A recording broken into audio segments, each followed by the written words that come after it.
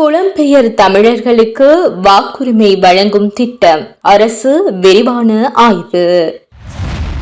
அனுர அரசு கோட்டாபாய நிலைக்கு செல்லும் அபாயம், சீலரத்ன தேரர் எச்சரிக்கை. கொரிய முன்னாள் தூதுவர் மஹிந்த ராஜபக்சவை சந்திப்பு, ஆசிய ஒத்துழைப்பு குறித்து கலந்துரையாடல். நெல் சந்தைப்படுத்தலில் ஊழல் குற்றச்சாட்டு, அரசாங்கம் மீது கடும் விமர்சனம். $2.5 மில்லியன் நிதி மோசடி விவகாரம், கோட்டை நீதிமன்றத்தில் பி அறிக்கை தாக்கல். வழக்குகள் முடிவடைந்த நிலையில் பெருமளவிலான போதைப் பொருட்கள் நீதிமன்ற உத்தரவின்படி அழிப்பு. தனியார் வைத்தியசாலைகளில் நிபுணர்கள் கட்டணங்கள் உயர்வு, பொதுமக்கள் கடுமையான பாதிப்பு. மெதகமை பகுதியில் ஐஸ் போதைப் பொருளுடன் முன்னாள் ராணுவ சிப்பாய் கைது. வெளிநாடுகளில் வசிக்கும் இலங்கை குடிமக்களுக்கு வாக்குரிமை வழங்குவது தொடர்பாக அரசாங்கம் தற்போது விரிவான ஆய்வுகளை மேற்கொண்டு வருகிறது. இதற்காக பல்வேறு முன்மொழிவுகள் அமைச்சரவை மட்டத்தில் பரிசீலனையில் உள்ளன. அதில் முக்கியமான 2 முறைகள் முன்வைக்கப்பட்டுள்ளன. ஒன்று, வெளிநாடுகளில் உள்ள இலங்கை தூதரகங்களுக்கு சென்று நேரடியாக வாக்களிக்கும் முறை. மற்றொன்று, இணைய வழி அல்லது டிஜிட்டல் வாக்குப்பதிவு முறை ஆகும். இந்த 2 முறைகளும் புலம்பெயர் இலங்கையர்களை தேர்தல் செயல்முறையில் இணைக்கும் நோக்கில் பரிசீலிக்கப்படுகின்றன.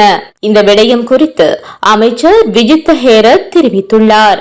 அவரின் கூற்றுப்படி இந்த திட்டம் அனைத்து குடிமக்களும் எந்தவித தடையுமின்றி வாக்களிக்கக்கூடிய ஒரு முறைமை உருவாக்கப்பட வேண்டும் என்ற நோக்கில் முன்னெடுக்கப்படுகின்றது.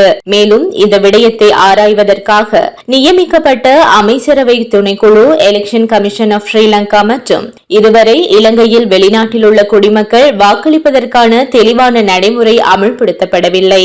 ஆனால் பல ஆண்டுகளாக இதற்கான முயற்சிகள் தொடர்ந்து வருகின்றன. தற்போதைய அரசின் பரிசீலனையால் எதிர்கால தேர்தல்களின் புலம்பெயர் இலங்கையர்கள் வாக்களிக்க வாய்ப்பு கிடைக்கும் என்ற எதிர்பார்ப்பு உருவாக்கியுள்ளது. இருப்பினும் இந்த திட்டம் எவ்வாறு நடைமுறைப்படுத்தப்படும், பாதுகாப்பு மற்றும் தொழில்நுட்ப சவால்கள் எவ்வாறு சமாளிக்கப்படும் என்பவை குறித்து இன்னும் இறுதி தீர்மானம் எடுக்கப்படவில்லை.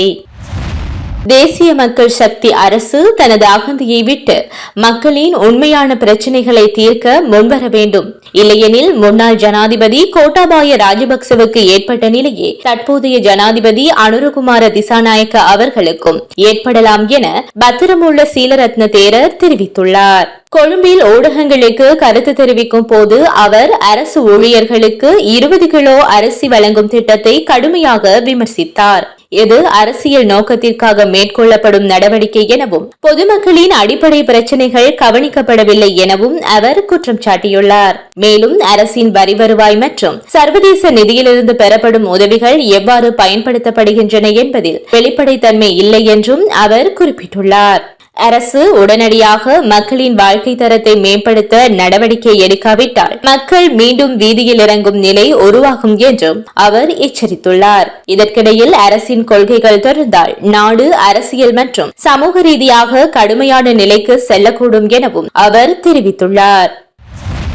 கொரிய குடியரசின் முன்னாள் வெளிவிவகார பிரதி அமைச்சரும் இலங்கைக்கான முன்னாள் கொரிய தூதருமான ஜங் மூன் ஷோய் முன்னாள் ஜனாதிபதி மஹிந்த ராஜபக்ச அவர்களை கொழும்பில் சந்தித்து முக்கிய கலந்துரையாடலில் ஈடுபட்டுள்ளார். இந்த சந்திப்பில் இவ்வாண்டு இறுதியில் நடைபெறவுள்ள ஆசிய அரசியல் கட்சிகளின் சர்வதேச மாநாடு தொடர்பான விடயங்கள் விவாதிக்கப்பட்டன. மேலும் ஆசிய நாடுகளுக்கிடையிலான கூட்டாண்மை மற்றும் பிராந்திய ஒத்துழைப்பை வலுப்படுத்தும் வழிகள் குறித்தும் இருதரப்பும் கருத்துக்களை பகிர்ந்துள்ளனர். இந்த சந்திப்பு பிராந்திய அரசியல் உறவுகளை மேம்படுத்தும் நோக்கில் நடைபெற்ற முக்கியமான ஒரு நிகழ்வாக கருதப்படுகின்றது.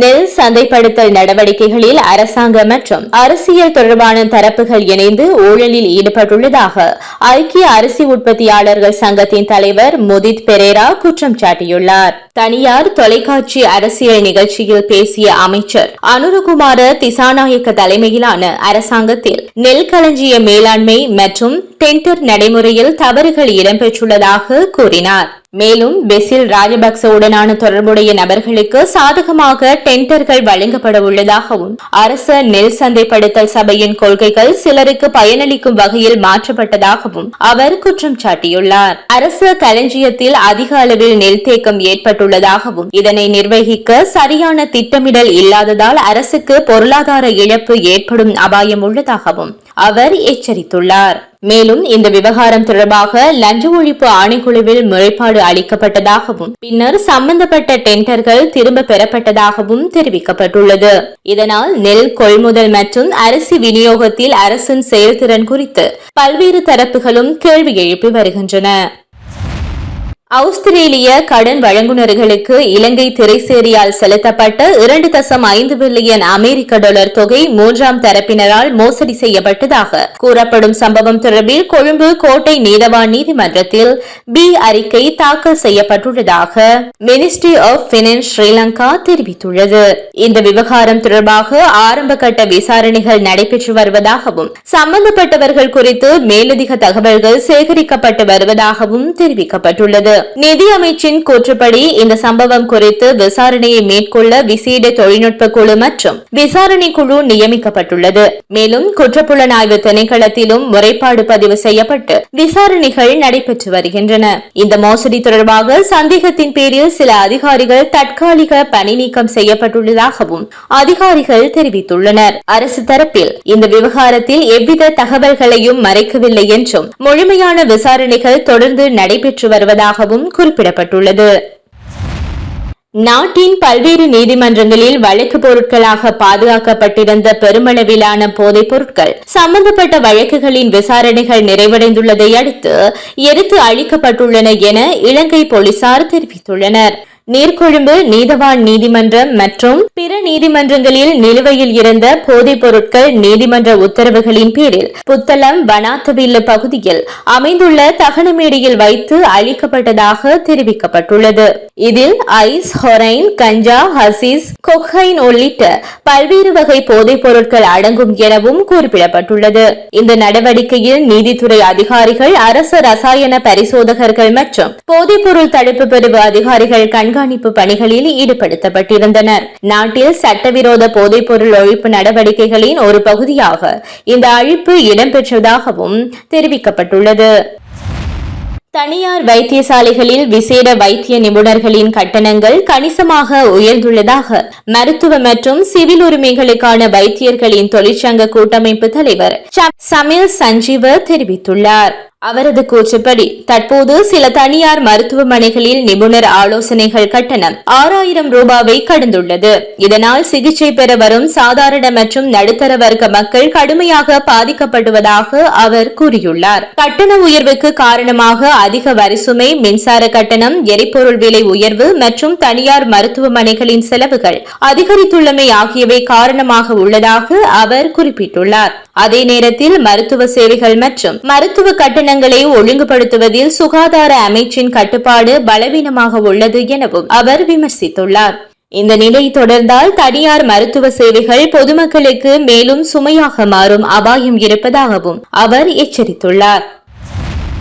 மொனராகலை மாவட்டம் மெதகமை பகுதியில் ஐஸ் போதைப் பொருளுடன் முன்னாள் ராணுவ சிப்பாய் ஒருவர் கைது செய்யப்பட்டுள்ளதாக இலங்கை ராணுவம் மற்றும் காவல்துறை தெரிவித்துள்ளது. 58 வயதுடைய 3 பிள்ளைகளின் தந்தையான இந்த நபர் மெதகமை பகுதியில் போதைப்பொருள் விற்பனையில் ஈடுபட்டுள்ளதாக கிடைத்த ரகசிய தகவலின் அடிப்படையில் விசேட சோதனை நடத்தப்பட்ட போது கைது செய்யப்பட்டுள்ளார். கைது செய்யப்பட்டவரிடம் இருந்து சுமார் 150 கிராம் ஐஸ் போதைப்பொருள் பறிமுதல் செய்யப்பட்டுள்ளதாகவும் அதிகாரிகள் தெரிவித்துள்ளனர்.